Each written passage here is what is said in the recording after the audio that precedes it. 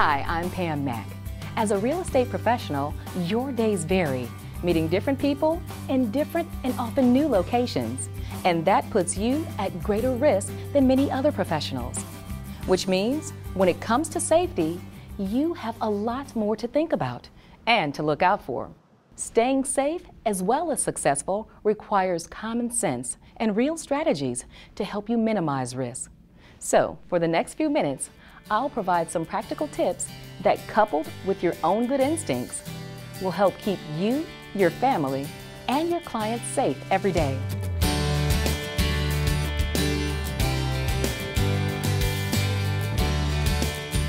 At the office, remember there is safety in numbers. If you must work alone, be sure the doors and windows are locked after hours. If you're working alone, keep a radio playing a talk show, which is likely to make an intruder think there are several people on the premises. Always keep your windows and counters clear so anyone can see what's happening inside. This will help the police and hinder a potential thief. Be sure you have your mobile phone nearby. Keeping it clipped to your clothing is best of all. Consider getting a personal alarm you can trigger if something unexpected should happen.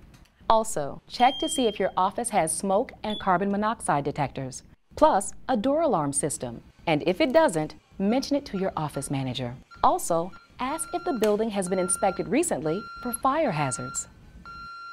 Marketing and advertising are important tools for building your business. When preparing materials such as business cards, flyers, and ads, keep your materials polished and professional. Limit personal details and use a business address, phone number, and email address or website. Also, be careful of information you post and allow others to see on your social media accounts. Remember, this information is a virtual representation of you and your business.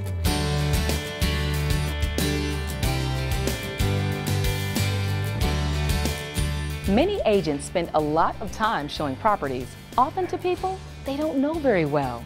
So before even going to a property, it's a good idea to introduce new clients to your associates. Hi, nice to meet you. That way, it sends a clear message that someone else knows who you're with. It's also best to ask new clients to take their own car to the property you're showing, just to be sure. To keep it from being awkward, just say you're going on to another appointment and you don't want to delay them. Make sure your car is in good working condition and has plenty of gas. You don't want to find yourself stranded in the middle of traffic. Always lock your car doors, buckle up, and put that cell phone away so you can concentrate on your driving. If you must make a call, find a safe place to pull over, but don't linger in your car talking on the phone or going over paperwork. You'll make an inviting target for a carjacker. It's important to be aware of your surroundings. When you arrive at your location, follow the 10-second rule. Take 2 seconds when you arrive at your destination. Are you parked in a well-lit, visible location? Can you be blocked in the driveway by a prospect's vehicle? Take 2 seconds after you step out of your car. Are there any suspicious people around? Do you know exactly where you're going? Take 2 seconds as you walk towards your destination. Are people coming and going, or is the area unusually quiet? Do you observe any obstacles or hiding places in the parking lot or along the street? Is anyone loitering in the area? Take 2 seconds at the door. Do you have an uneasy feeling as you're walking in? Is someone following you in? Take 2 seconds as you enter your destination. Does anything seem out of place? Is anyone present who shouldn't be there or who isn't expected? Taking in your surroundings lets you spot and avoid danger, so make it a part of your daily routine. Be careful showing unoccupied or vacant properties because you might be surprised by a slippery floor, a pet that doesn't like strangers, or unauthorized residents. Have a flashlight with you for dark staircases and keep your cell phone handy in case you need to dial 911. When showing a home, take some time to preview the property and neighborhood. Not only will you be able to pick up some key details about the property's selling features and the neighborhood, you'll also be able to establish a safety plan. When entering and touring the property, it's best to let the client precede you. Give them directions and be sure you know how to make a quick exit should you be threatened. When preparing for an open house, visit the local police and fire stations. Leave your card and let them know where you'll be and during what hours. That way, 2 emergency teams will know where you are and when. Also, try to bring a friend or family member with you to your open house, so you're not alone. If that's not practical, at least introduce yourself to the neighbors and keep your cell phone nearby and turned on.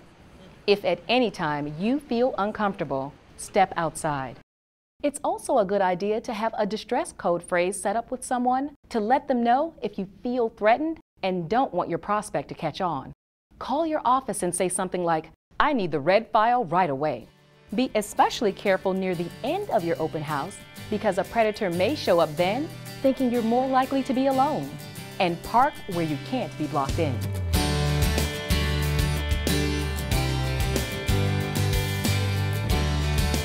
Be sure your home is equipped with smoke and carbon monoxide detectors and full 1-inch deadbolt locks on all entry doors. Glass doors should have a double-cylinder lock that requires a key from both sides. If you have sliding glass doors, put a wooden rod in the track so it can't be opened from the outside. And consider replacing the glass with shatterproof material. Make sure your porches, entrances, and yards are well lit. Never hide keys in mailboxes, planters, or under the doormat. Consider installing a home alarm system and make sure you have a panic button feature you can access in the room you use as an office. Keep a charged mobile phone with you at all times and program emergency numbers as speed dials on both your home phone and your cell phone. Identity theft has become a growing problem for everyone, so take steps to protect all financial information, yours and your clients'. Be sure your computer is password protected and has firewall and antivirus protection. Download software only from reliable sources and use passwords with at least 8 characters, including both letters and numbers. And be sure to back up your important files on an external hard drive. If your state allows, have fraud monitoring placed on your credit report. Any of the major reporting companies can do this, which lets companies know they must contact you before opening any new accounts in your name. Buy a shredder to destroy documents, especially anything with credit card numbers, account numbers, PIN numbers, and other financial information. Stop pre-approved credit offers by calling 888-5-OPT-OUT. Be on guard against phishers, people who say they're from a bank, store, or government office, and ask you to verify your account number or passwords. Enter personal information only on web pages that have HTTPS in the address bar and a closed padlock symbol at the bottom of the browser window. And remember that credit cards offer more protection than debit cards. By following these strategies and your instincts, you can protect yourself, your family, and your clients, and ensure that your career will be both safe and successful. This is just an overview of some common situations you may face in your daily routine. For more safety tips, free webinars, articles, and more, visit www.realtor.org/safety. Thanks for watching, and remember, be safe and successful.